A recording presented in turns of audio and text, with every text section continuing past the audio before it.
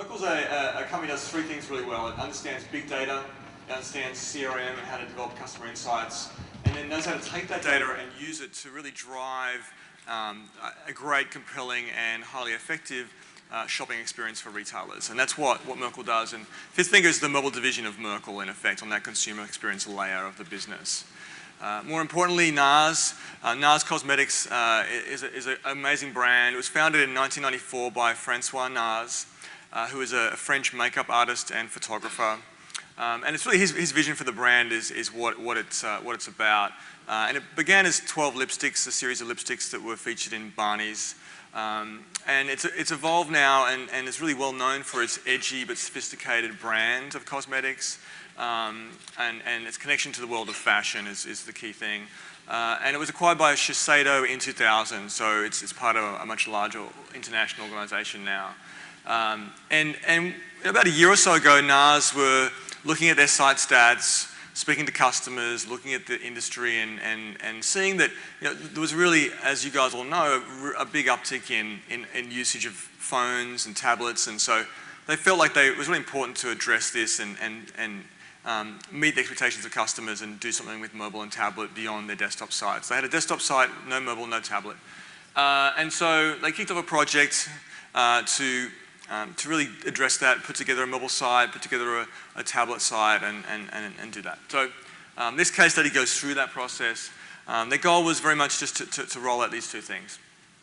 The first requirement they had in this exercise was satisfying SEO. They knew and they'd heard about the fact that different technologies and solution types for mobile could yield separate sites or single sites, and they didn't want to have their SEO efforts fragmented across different whole websites, like a mobile site, a tablet site, a desktop. So SEO integration was key.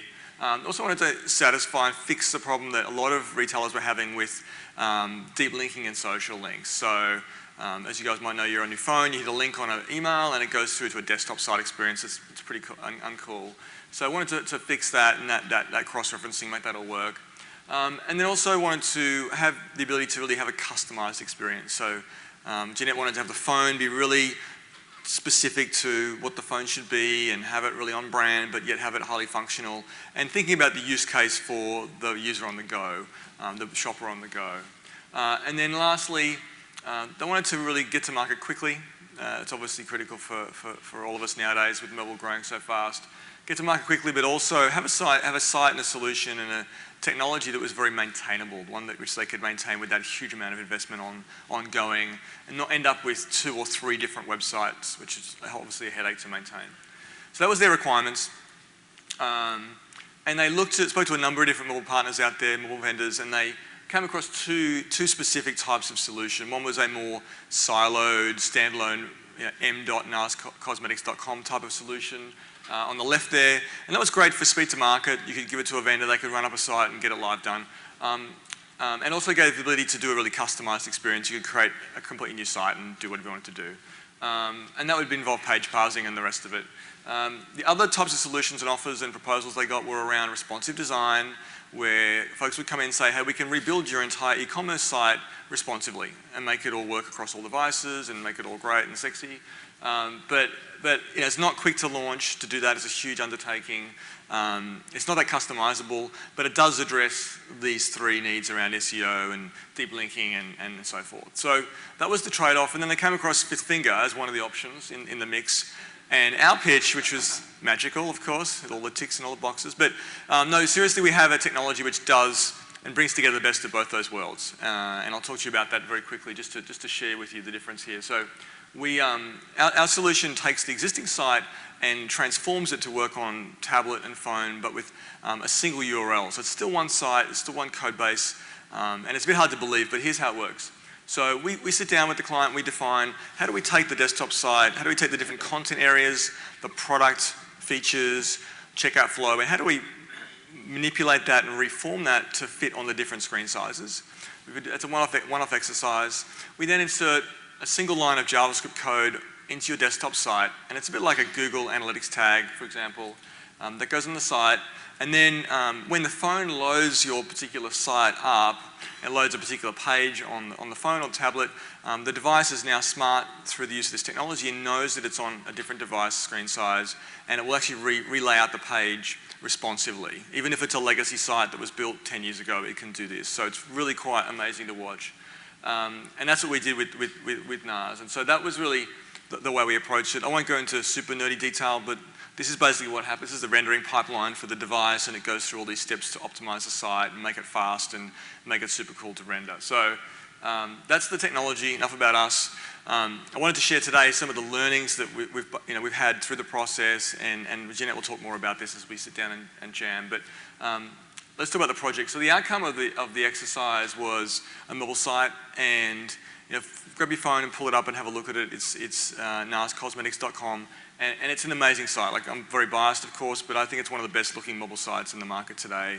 It's totally on brand. It's got use of lots of imagery, but yet it's still very quick. It's got amazing tactile navigation that really works well on the different devices. And when you scale it up to tablet, it's an amazing palette and device and environment to look at the NARS imagery and the products, and it's incredible. So amazing outcome visually and how it looks, but also technically and from a maintenance point of view, it's very, very, very scalable, easy to maintain. And from day one, this was maintained by the existing e-commerce team, not by us from day one, which is a great test on the fact that this is a real thing. But we had some challenges. We had a great launch, a great outcome, but through the project we had some challenges, and I thought it might be good to share those challenges with you guys, and we can all learn from that. So one of the first challenges was that NARS wanted to have NARS had a highly customized e-commerce platform with lots of different tweaks to it and configuration things that were potentially a challenge. So that was a risk up front that NARS told us and said, look guys, you gotta be careful, our site's pretty interesting. And we said, so let's get into that and try to de-risk the process we sat down with the e-commerce team and did a two-way briefing. We taught them about our technology, and they did the reverse and how the site worked. And through that we worked out where some of the gotchas were going to be and preempted a lot of the risks that were in there. And we also integrated it into their source code repository very early on, so we were able to have our responsive JavaScript and library components working alongside what they had, so we didn't have any overlap there. And we also trained their team to manage the site. So they managed the site from day one of launch themselves, which was great. The second challenge we had was that in the first month of the project, as we started to looking at mock-ups and experiencing the different ways we could lay things out, Jeanette and the team decided, hey, we want to boost up what we're doing here in terms of make it more tailored, more customized, and a richer experience. And so we had to deal with that, and we also had to think about, there was an idea of taking, if you look at a lot of brands now, the most valuable customers that you have typically over-index on mobile usage of your site. Like they're so engaged that they want to come to your site all the time and they'll use their phone to get there. So Jeanette wanted to offer those customers a different sort of offer, a different promotional offer than what you get on the desktop site. And so we had to provide functionality and allow and work with the back-end guys to allow the CMS to provide different imagery and different offers for the different devices. That was also a requirement. So we had to do some stuff. We scaled up the project team and we just put more work into making that happen, but we're able to deliver on those extra requirements. The third challenge we had was that NARS have got very, very strict brand guidelines. All the creative is to get approved in France, and so it's really quite a process. And partway through we realised that we got the sense that we weren't really getting the level of buy-in and understanding of what these different design considerations were meaning. And so we went to the extra step of saying, let's actually put these designs on device and give them URLs they could go to look at it, and give them really a very hands-on understanding of what does it look like in situ on the device that they can interact with. And that really helped the creative team get more engaged and say, actually, yeah, that on an actual phone in my hand, that logo doesn't look what it should look like. And so that really helped, I think, get through that creative process. So that's some of the challenges. I think we also had a few interesting considerations that came up that I think are worth sharing. One of those is looking at breakpoints. Who here has heard of the term breakpoints before with responsive design? So a few of you guys. Breakpoints are all about, with responsive, it chooses and knows which particular layout to give the user based on a screen width, a screen resolution width. So based on if it's really a wide screen, it'll give you a desktop side. As the resolution goes down, it'll give you a tablet side. It goes down again, it gives you your phone side. But inside that, there's all these different subtleties of where you have different triggers. So you've got to choose like what are your breakpoints and where do you draw that. You could do like 10 different breakpoints and have a highly tweaked solution for every single possible screen size and for televisions and everything else. But you end up with having to maintain then these 10 different adaptions. So what we came up with basically choosing 3 breakpoints which would service 2 different core layouts, so the phone and the tablet, and then with 2 other alternate versions, which was basically the tablet in portrait and the phone in portrait. And that gave us really 2 core and 2 extras, so 4 altogether layouts to put together. And that worked out as a good balance for look and feel and flexibility and customization. But it's important to keep in mind with this that there'll always be some device, like the chairman will come in with the latest new Galaxy Note or some new funky tablet, and he'll look at it in portrait mode on his tablet, and he might get the phone landscape version on his tablet, just because the resolution is the same. So there's edge cases where you go, okay, that's just the reality. It's the benefits of responsive is you can service every device, and there's never, but you'll get some interesting situations where you'll get different layouts. But if you keep that in mind when you're designing, and it's not a major problem. Other issue we found as well with some clients, with Joseph A. Bank, when we did their tablet experience responsively using this technology, one of the team members there on the decision-making team, or there's a UAT team, had a very low-res screen on his desktop. He had an 800 by 600 desktop screen at work, and so he was getting the tablet version on his desktop, which is pretty crazy. So we did a workaround on that, and that's a standard practice now. We put a check in there to say, if this is a desktop browser, just force the desktop version to the machine, and everything else we treat responsively. So that's just, well, the desktop responsive breakpoint anyway. So 2 just tips there. And then another consideration we had was looking at promotional images. And we had, NARS obviously had the desktop site and the big hero promotional images.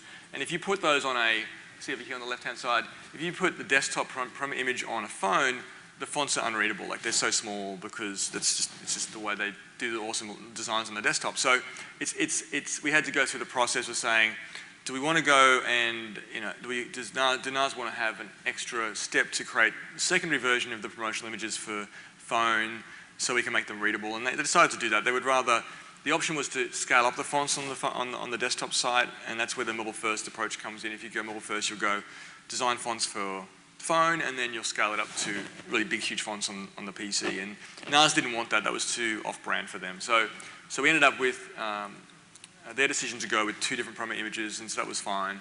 And it's just about making that call yourself about where you want to draw the line on your workflow, as well as how it looks at the end of the game.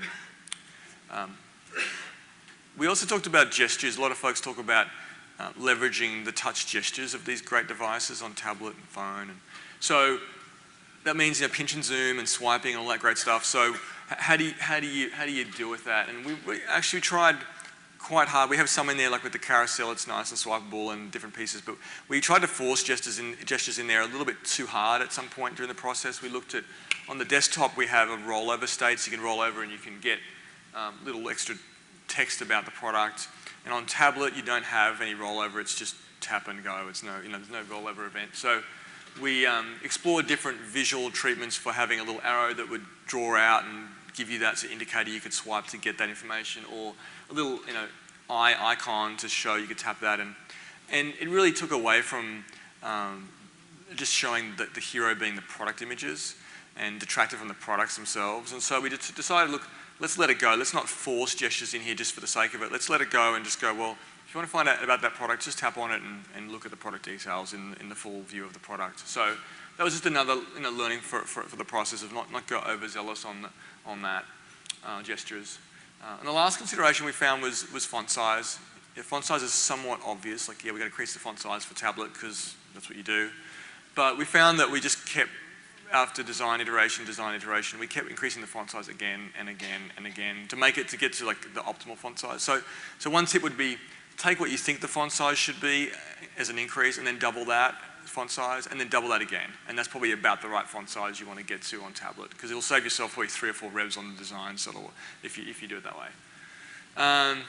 So that was the process. We learnt lots, and I think NARS learnt lots in the process. And let's talk about results. Like, where's the money, and did it pay off? And so, firstly, timeline was great. We knocked it out in 14 weeks, and that included time over the holiday period where people were away and so forth. So that was pretty good. Pretty happy with that.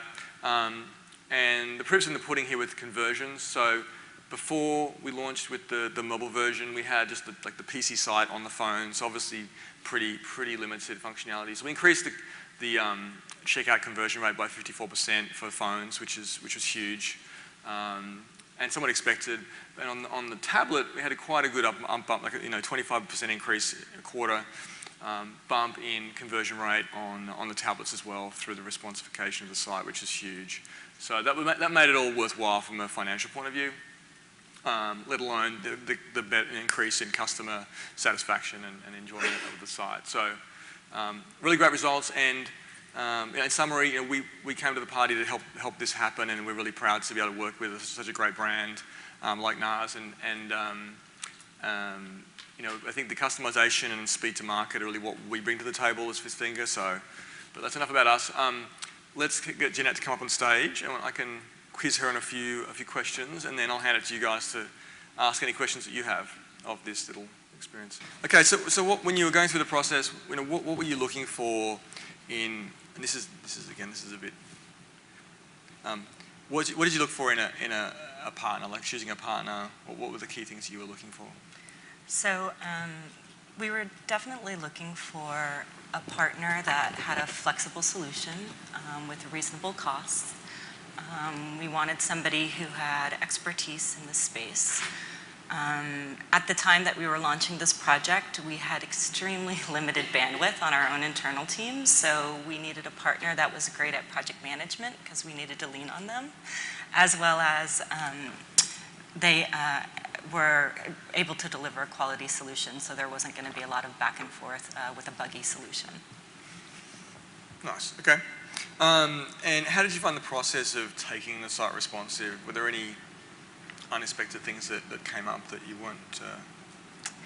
So I think that probably the most unexpected, I mean, in general it wasn't unexpected, but there's so many new devices launching every day, different sizes. Yeah.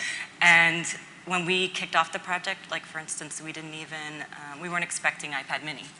So where you were talking about breakpoints, that became a conversation for us, and it was great to be able to have a partner that could clearly explain what it was that we needed to make a decision about so that we could move forward quickly. But yeah. The mini, that was fun. And through the process, did you have to make any changes to your internal workflow or processes to cater for this new approach with responsive? Slightly. As you mentioned in your presentation, we have some self-imposed creative constraints. We are a luxury beauty brand, so when we met with the creative team to discuss scaling up a mobile homepage image to the desktop, it just really wasn't an option for us. So we made the decision that we were going to do unique assets for mobile versus desktop. So that did increase our workflow. Like obviously our creative team now has to do more than one, but they're fine with it. The other piece of it was, before we really only QA'd on desktop across multiple browsers, and now we're QAing across mobile devices, in addition to multiple browsers. So it's something you have to take into consideration when you're launching mobile, regardless of the solution. Yeah. My wife tried to offer to help with QA, but I was she wanted to be paid in product. I was too worried she'd spend too much money on there. She's a big fan. Cool. So, how do we do, like, as a partner, as someone to work with? How did we do? Like, how was us? How did we perform? So we had a great experience with you guys. I know I've said this to you and to the team. We really just needed to lean on you guys a lot throughout this from a project management standpoint, and you guys were great. The project completed much quicker than we thought. We just never thought we were going to make that launch date when you first put it on paper, but we did. And it just, the problem solving throughout the various different challenges was, you know, above and beyond. So we were quite pleased. That's a relief. Okay, good. So looking more broadly, looking at the future, like how do you see the omni-channel, multi-device world that we're going into now? How does that fit into the long-term vision of NARS and Shiseido, and how does that, any thoughts about that? Yeah, so for us, mobile commerce really launched out of our e-commerce team. And you know, there are many things that we need to consider from an omni-channel standpoint. However, we do have a bit of channel conflict because we sell into retailers. That's the core of our business. So we're essentially competing with them in the same space. So omni-channel is a little difficult for us. NARS, we do have some boutiques. We have 2 today, launching more. So, you know, it will be something we need to really think about and put some strategies behind. But for now, it's really, it launched out of, you know, a need from the e-commerce team to have mobile commerce. And so much traffic is now just coming to our site from mobile devices. Yeah. It's crazy. Okay. And lastly, before we hand it over to the audience to ask questions, what advice would you have to other VPs of e-commerce out there in terms of if they're going to go down this path of responsive? So, you know, for us, in my past life, I joined Shiseido in July, so I haven't been there all that long, but I've researched many different solutions, and, you know, this really was the one that fitted the entire bill for us. So it was flexible, low cost, we could customize things that we wanted to, and that's what was really important. But the critical thing that I would say is, if you don't have a mobile site, don't wait. It's already the amount of traffic that's coming and the results that we're seeing. You know, there's so much cannibalization happening with tablet in particular from your desktop site. So it's launch. Unless you're a competitor, then just hold off. Nice. Okay. Thank you very much. Sure. So opening up to the floor, any questions from the audience to Jeanette about the process or challenges or anything at all? Open time. How did you make the decision to go with responsive versus an MDOT site? So, you know, we did look into it, and we just, because of our limited teams and our structure, we just couldn't maintain 3 different sites. So we really needed it to be one site that we drove from the single CMS, as well as from a cost standpoint for anything that we wanted to do custom. It just made more sense to do responsive.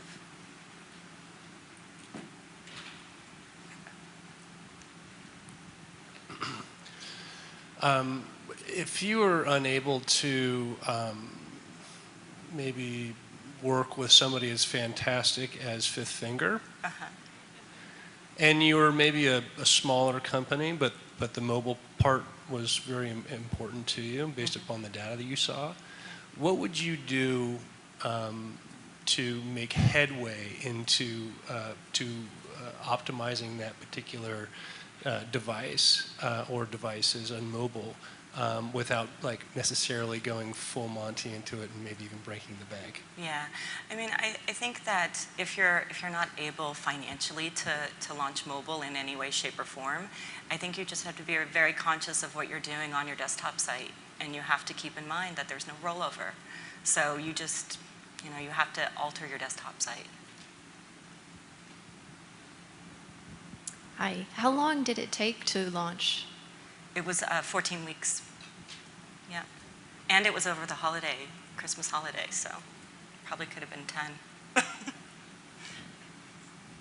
Which type of features do you think that your mobile users are most responsive to over a desktop?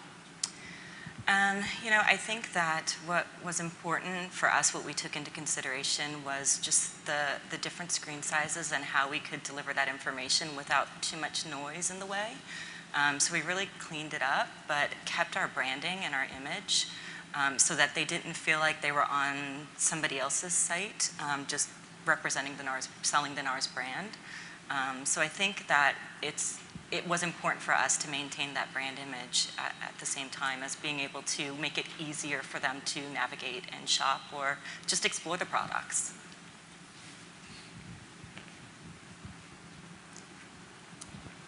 Do you have the ability to make like mobile-specific content, like a landing page for an SEM campaign, or is that you just create it for the desktop site, flows through? We could do either. Yeah. Cool. Thank you.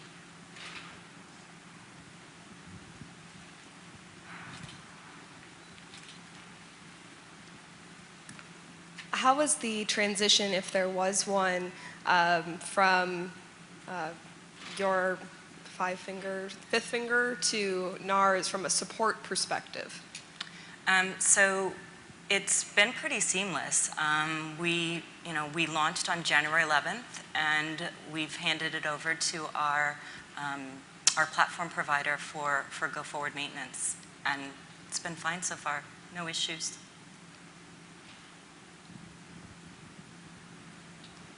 Any other questions? Is it integrated into your platform? Is that how you, into the CMS Yep. ecom platform? Yep. So we manage it through our own CMS. Okay. Yep. It's all hosted on their current site. So there's no third party. There's no hosting by us.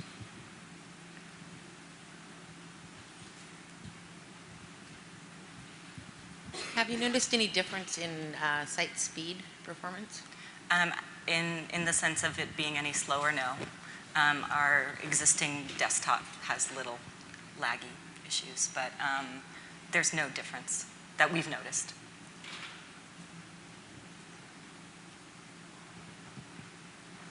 Any other questions? Thanks very much. Thank you. Thank you. Thank you.